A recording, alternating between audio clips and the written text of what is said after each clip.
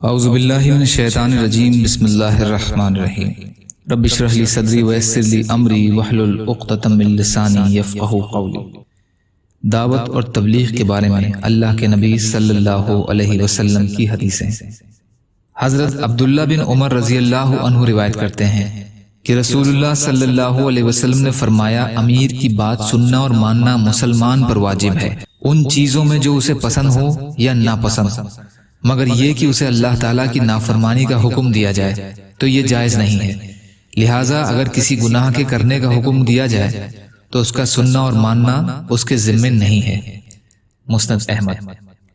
حضرت ابو ہریرہ رضی اللہ عنہ فرماتے ہیں کہ رسول اللہ صلی اللہ علیہ وسلم نے ارشاد فرمایا، جب تم سفر کرو تو تمہارا امام وہ ہونا چاہیے جس کو قرآن کریم زیادہ یاد ہو اور مسائل کو زیادہ جاننے والا ہو، اگرچہ وہ تم میں سے سب سے چھوٹا ہی کیوں نہ ہو، اور جب وہ تمہارا نماز میں امام بنا تو وہ تمہارا امیر بھی ہے۔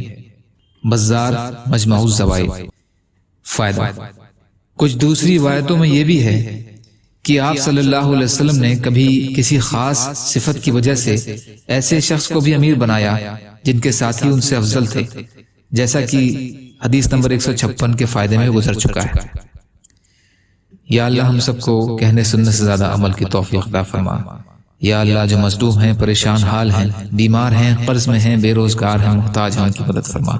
یا اللہ ہم سب کو دنیا اور آخرت کی تمام خیر عطا فرما، سچی توبہ کی توفیق عطا فرما، صبر کرنے والا، شکر کرنے والا، اچھی طرح عبادت کرنے والا بنا۔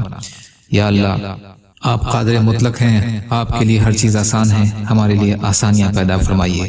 یا اللہ ہر خیر کی چیز میں حصہ کر دیجئے، ہر شر کی چیز سے ہماری حفاظت فرمائیے برحمتک یا ارحم الراحمین۔